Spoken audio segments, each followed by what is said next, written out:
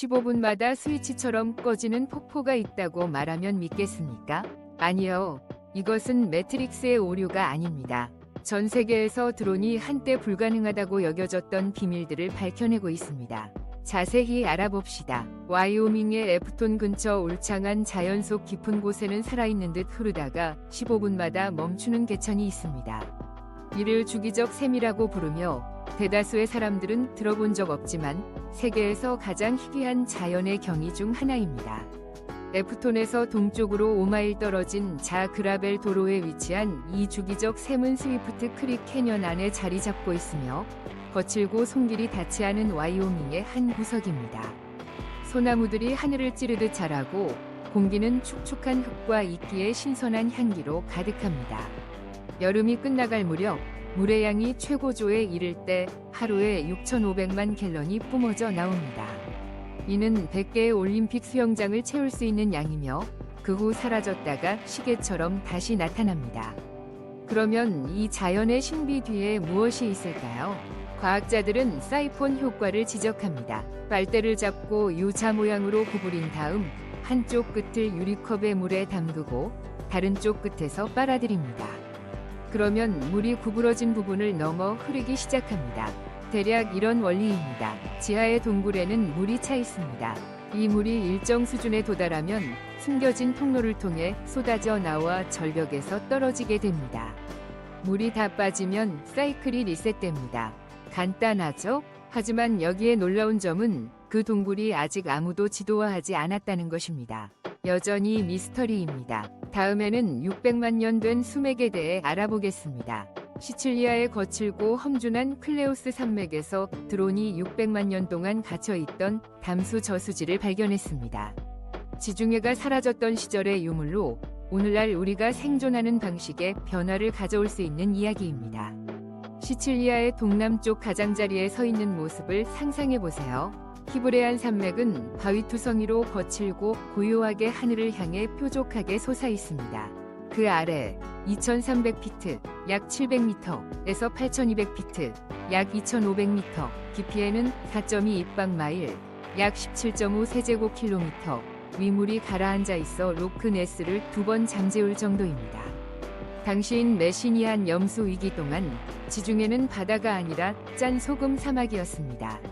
지브롤터 해협이 닫혀 대서양과 차단되었습니다. 70만 년 동안 증발로 인해 물의 70%가 사라졌습니다. 바다 바닥은 타오르는 태양 아래 갈라졌고 비는 드물고 무겁게 내린 후 드러난 지각 속으로 스며들었습니다.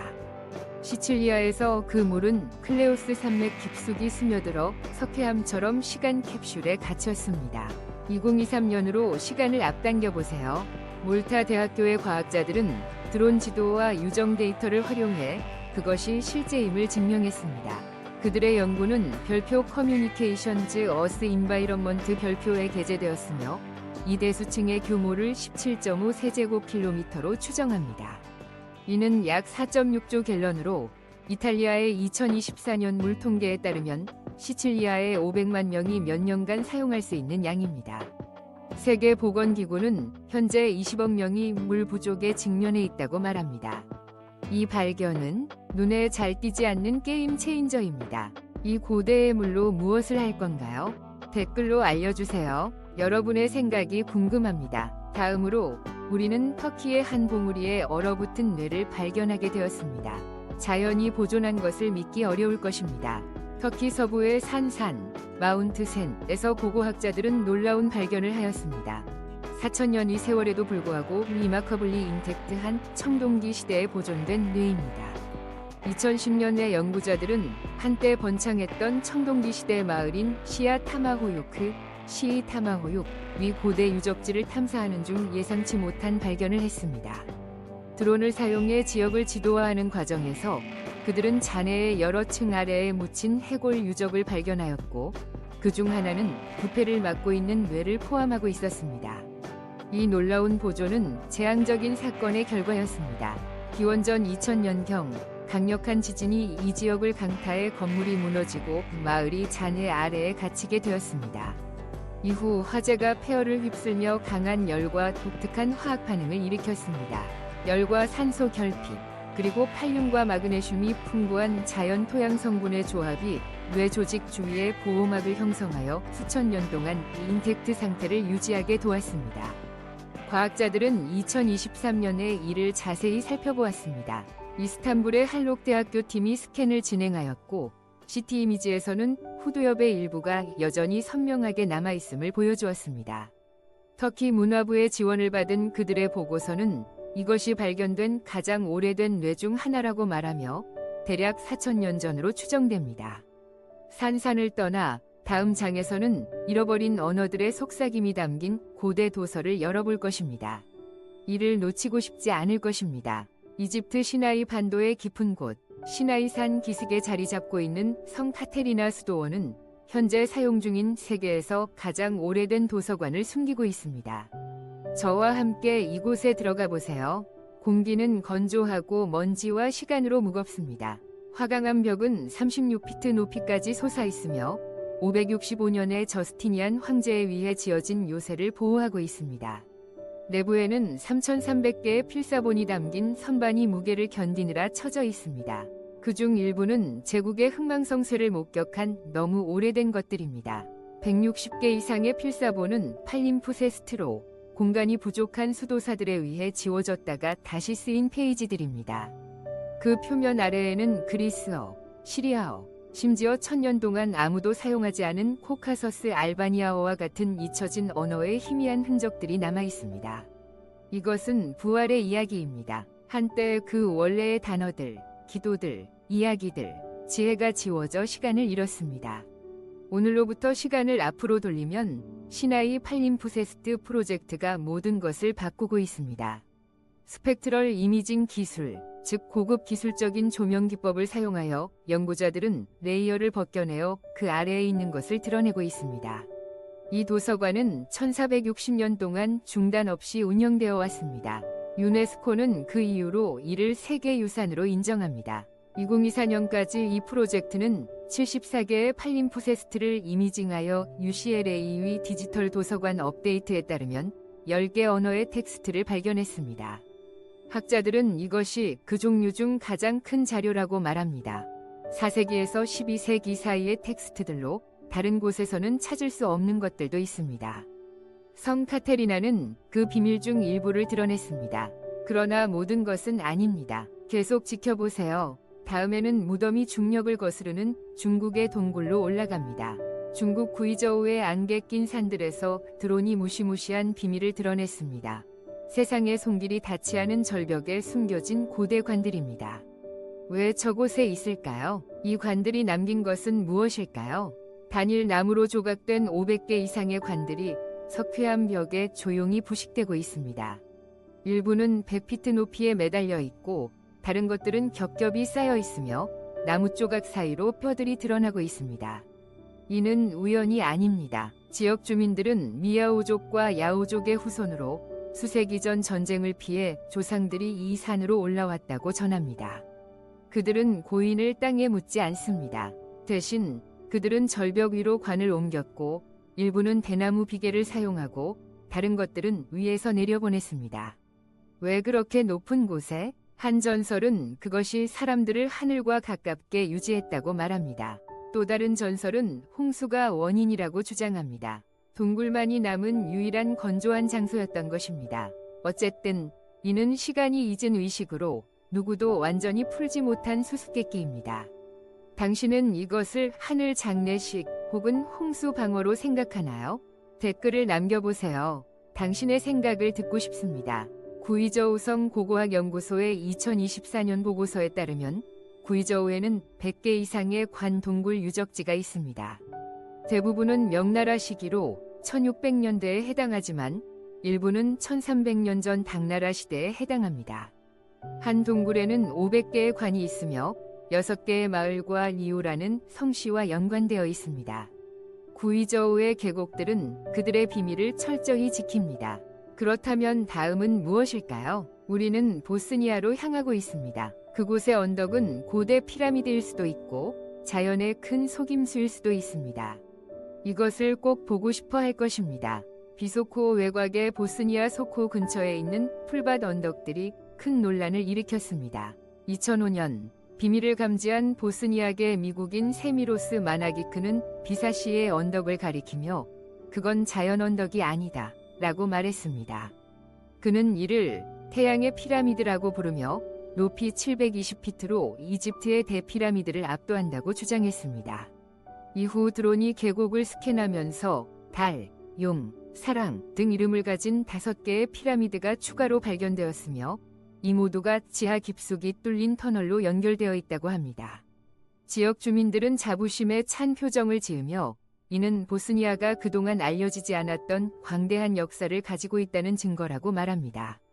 하지만 문제가 있습니다. 과학자들은 이를 인정하지 않고 있습니다. 루이지애나 주립대의 지질학자인 폴 하일리는 이것들이 인위적인 것이 아니라 침식에 의해 형성된 자연 언덕이라고 주장합니다. 2006년에 유럽 고고학자 협회는 이 현상을 잔인한 사기라고 비판하며 발굴 작업이 근처의 실제 중세 유적을 망칠 수 있다고 경고했습니다. 오스만 나기치는 이곳이 단순한 무덤이나 사원이 아니라 에너지원이라고 주장합니다. 그는 잊혀진 사람들이 34,000년 전에 우리가 이해할 수 없는 힘을 이용해 이들을 건설했다고 주장합니다. 보스니아 관광청에 따르면 2024년까지 비소코를 찾은 방문객 수는 50만 명을 넘었고 9000년대 전쟁으로 여전히 상처받은 도시에는 2천만 달러가 유입되었습니다. 오스만 나기치의 팀은 2023년까지 34만 시간의 발굴 작업을 기록하며 터널과 슬랩을 발견했습니다. 그러나 2024년에 사라예보 지리정보연구소의 연구는 여전히 평철선 주장을 유지하며 인간의 손길이 닿은 증거가 없다고 밝혔습니다. 위견 차이는 뚜렷하며 언덕은 여전히 조용히 침묵하고 있습니다. 보스니아의 에너지 피라미드는 우리의 호기심을 자극합니다. 그것이 바로 이곳의 매력입니다. 다음에는 중국의 갸루 동굴로 들어가 보겠습니다. 이곳은 제작자가 없는 지하 미로입니다. 그곳에 무엇이 있는지 믿기 어려울 것입니다. 중국 양킹 카운티, 베이징의 손길이 미치지 않는 곳에서 드론이 갸루 동굴을 발견했습니다. 350개 이상의 인공 공간이 화강암 절벽에 조각되어 있습니다. 이것은 단순한 유적지가 아니라 해답을 찾고 있는 잃어버린 세계입니다. 이곳은 경이로운 장소입니다. 매끄럽게 각진 벽이 있으며 누구도 추적할 수 없는 도구로 잘려져 있습니다. 기둥들이 세기를 견딜 수 있는 강한 천장을 지탱하고 있습니다. 녹이 쓴 못, 부서진 모르타르가 없이 순수한 돌만 존재하며 소름 끼치는 정교함으로 형성되어 있습니다. 하지만 누구가 만들었는지는 아무도 모릅니다. 1000년 전 유목민 부족인 쿠모시가 요나라 시대에 조각했을 수도 있고 혹은 당나라 시대 618에서 907년에는 도망자들이 이곳에 숨었을지도 모릅니다. 기록도 조각도 오직 고요함만이 존재합니다. 드론은 2023년에 이 계곡을 훑어보며 도로가 닿지 않는 부분을 지도화하였으나 여전히 건축자들은 유령으로 남아 있습니다. 중국 문화부는 2013년에 가오주를 보호지역으로 지정하며 이곳이 나라에서 가장 큰 절벽 거주 발견이라고 발표했습니다. 2024년 베이징 지질연구소의 조사에 따르면 350개의 공간이 있으며 이 중 일부는 6피트 높이로 1.5제곱마일에 걸쳐 퍼져 있습니다. 이는 도시의 땀의 양에 해당하지만 누군가의 기록에도 언급되지 않았습니다. 주류 언론은 이 이야기를 건너뛰지만 그 미스터리는 무시하기에는 너무 큽니다. 강도들이었을까요? 유목민들이었을까요? 아니면 다른 무엇인가요? 이곳을 누가 만들었다고 생각하나요? 댓글에 당신의 추측을 남겨주세요. 듣고 싶습니다. 화면에서 눈을 떼지 마세요. 지금 우리는 니카라과의 은둔 조각가를 만나러 갑니다. 그는 산을 예술로 바꾸었습니다. 이 이야기는 예상치 못한 방향으로 흘러갑니다.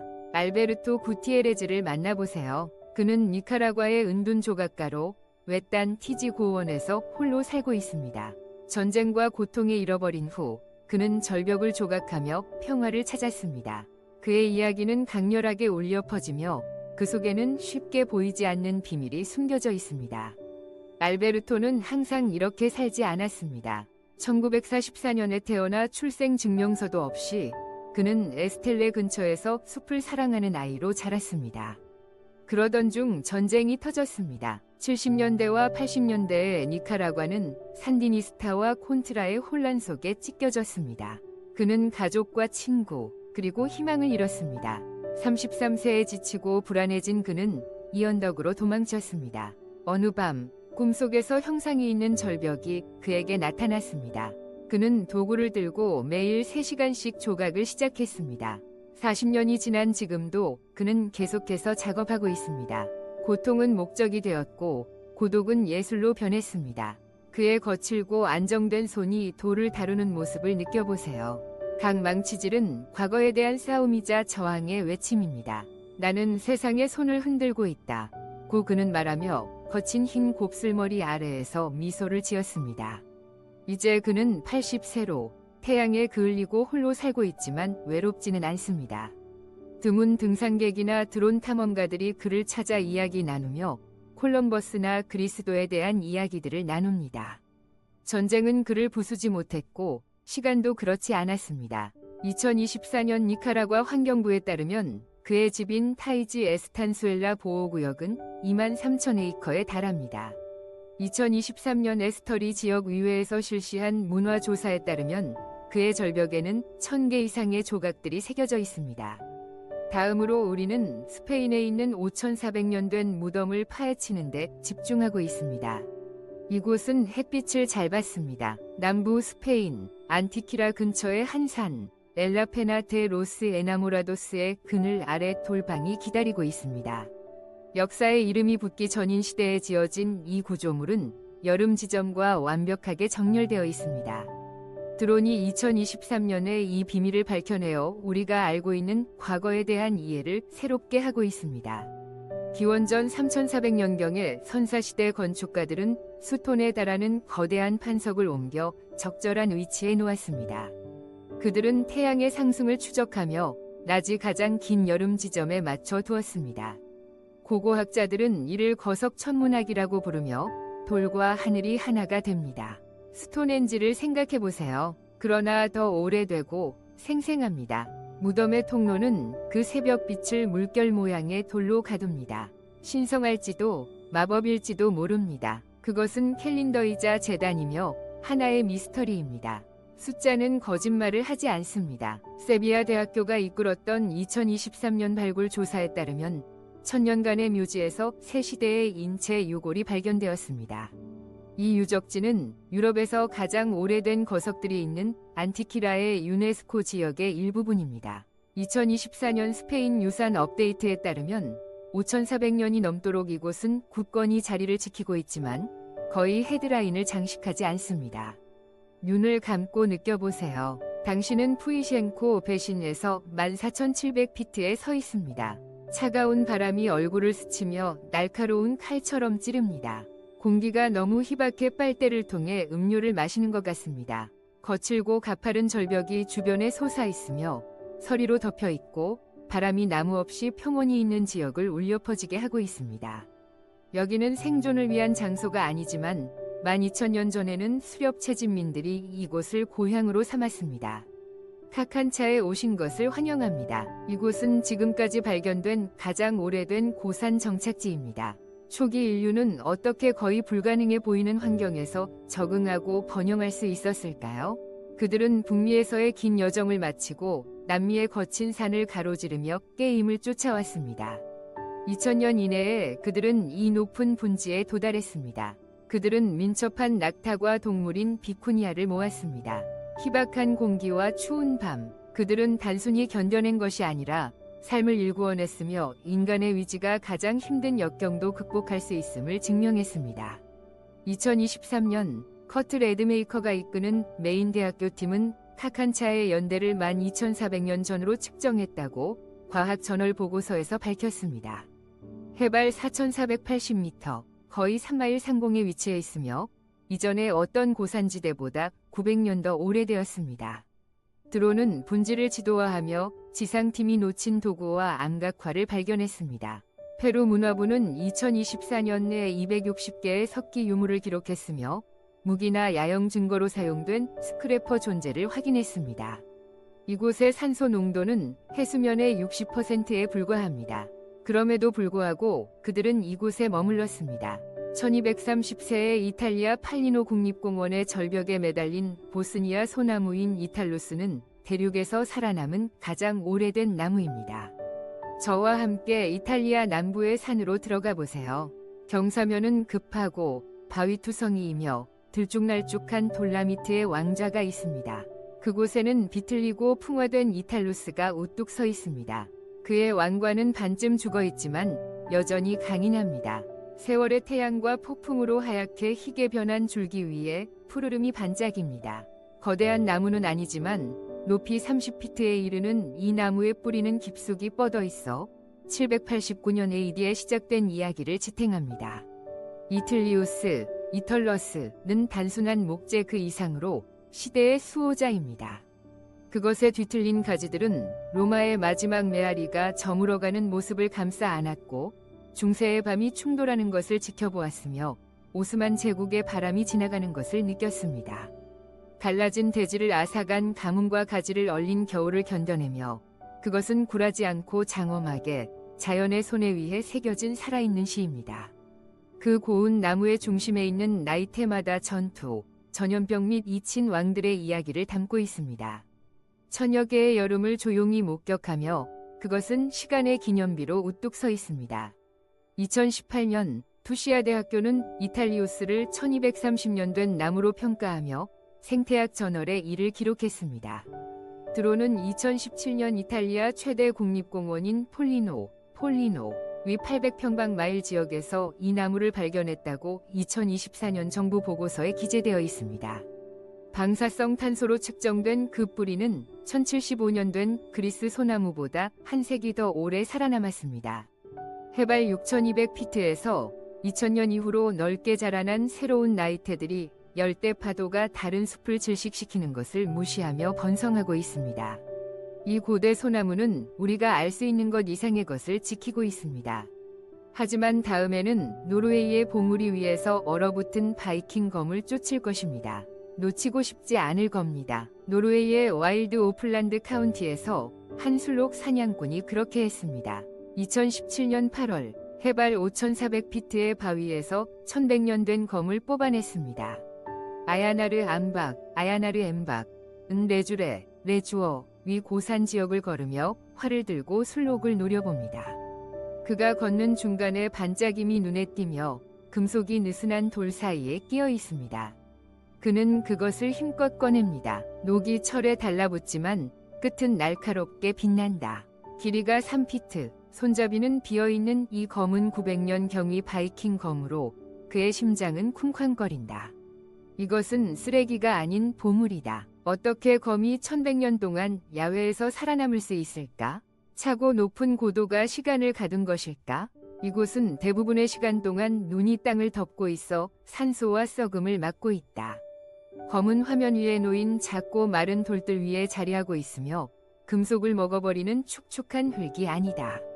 바이킹 철의 강도가 내일처럼 단단하고 이 모든 것이 보존을 위한 완벽한 폭풍을 만들어낸 것이다. 오플란드의 빙하 고고학 프로그램은 2017년에 이를 기록하며 보고서에 따르면 850년에서 950년 사이로 날짜를 매겼다. 해발 1640m, 즉 1마일 이상 높이에 위치한 이 검은 여태까지 발견된 가장 높은 바이킹 검이라고 고고학자 라르스 필로는 전했다. 노르웨이에는 기록된 3000개의 바이킹 검이 있지만 이렇게 훌륭하게 보존된 것은 손에 꼽을 정도이며 차가움과 높은 고도가 그 기여를 한 것이다.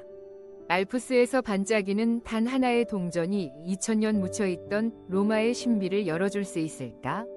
스위스의 우람한 봉우리에서 하이커의 발견은 산신에 대한 제물과 신성한 유물의 보물 창고로 이어졌다. 이는 단순한 옛 물건의 더미가 아니라 퍼즐이고 그 조각들이 여전히 제자리에 들어가고 있다. 처음에는 단순한 동전이다. 그 후 한 줌이 발견된다. 곧 재물이라는 패턴이 나타난다. 우연이 아니다. 이들은 잃어버린 것이 아니라 의도적으로 남겨진 것들이다. 로마인들은 이 가혹한 고도를 오르며 아머트노른과 빌드스트로블 사이의 이 고원에 보물을 실어 나르곤 했다.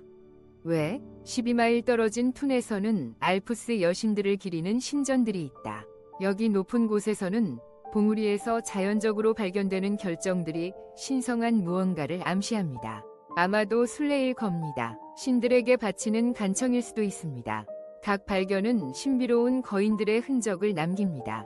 그들은 페이버를 간청하고 있었던 걸까요? 유물들이 감사를 전하며 속삭입니다. 하지만 그들은 소리치지 않습니다. 이 점이 중요합니다. 로마인들은 아래의 계곡을 지배했지만 이 높은 곳에서는 매우 드문 일입니다. 2590m에 이르니 모두가 먼 거리에서 트레일도 없고 마을도 멀리 떨어져 있습니다. 이 재물들, 동전, 로마 신발의 못, 기념판은 믿음이 가장자리까지 닿았음을 보여줍니다. 가장 오래된 동전은 22년 티베리우스의 것이고 세기들을 누적시키며 지나갑니다. 408년 아카디우스의 동전은 로마의 황혼을 나타냅니다. 그들은 눈속과 폭풍 속을 뚫고 신성과 연결되기 위해 왔습니다. 단순한 물건이 아니라 그들의 세계와 연결된 생명의 줄입니다. 성소의 비밀들은 쌓여가고 동전, 결정, 신들에게 바치는 부서진 간청이 이어집니다. 그 바위 아래에는 또 무엇이 숨어 있을까요?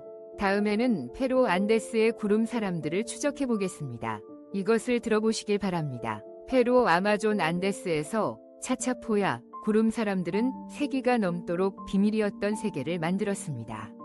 여기에서 차차포야는 800년에 번서했으며 그들의 둥근 돌집은 마치 독수리 둥지처럼 능선을 따라 점재하고 있습니다. 60피트 높이의 벽이 400채의 집을 지키고 있는 쿨랍을 상상해보세요. 또는 절벽에 위치한 카라게아, 사카파이, 붉은 얼굴을 하고 시간의 흐름을 응시합니다. 그들은 단순한 건축가가 아니었습니다. 그들은 전사, 주술사, 직조사로서 강하고 자유로운 존재들이었습니다. 그들의 방식은 독특했습니다. 그들은 경사지에 계단식으로 농경지를 만들어 옥수수와 감자를 재배하고 먼 부족들과 깃털과 카카오를 교환했습니다. 집들은 돌에 새겨진 얼음, 지그재그, 소용돌이로 빛났다. 그들은 죽은 것일까? 미라로 감싸여 절벽에 무덤에 놓인 일부는 2미터가 넘는 남성의 형상으로 조각되었다. 구름 사람들도 치열하게 싸웠다. 1470년대 잉카가 쳐들어와 수십 년의 저항 끝에 그들을 무찌르며 집어삼켰다. 그리고 1535년 스페인이 도착했으며 그 뒤에는 천연두가 뒤따랐다. 1600년까지 그들의 목소리는 사라지고 마을은 황폐화되었다. 한때 30만 명이 넘던 그들은 눈 깜짝할 사이에 사라졌다. 구름 사람들은 돌의 메아리를 남겼지만 그들의 전체 이야기는 여전히 그곳에 있다. 안개 속에 잃어버린 채 다음에는 중국의 마이지산 동굴에서 7000년 된 조각들을 발견하고 있다. 그 절벽에 새겨진 것을 믿지 못할 것이다. 간수의 마이지산 동굴에서는 점토 조각과 벽화가 일부는 1600년 이상 전에 조각된 것들이 가파른 산 쪽에서 솟아오른다.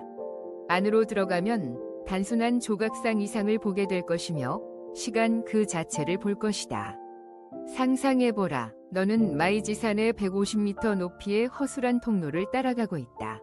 바람이 붉은 사암 절벽 사이로 윙윙거린다. 아래에는 푸르고 거친 계곡들이 펼쳐져 있다. 앞쪽에는 194개의 동굴이 입을 크게 벌리고 있으며 7200개 이상의 조각상으로 가득 차 있다.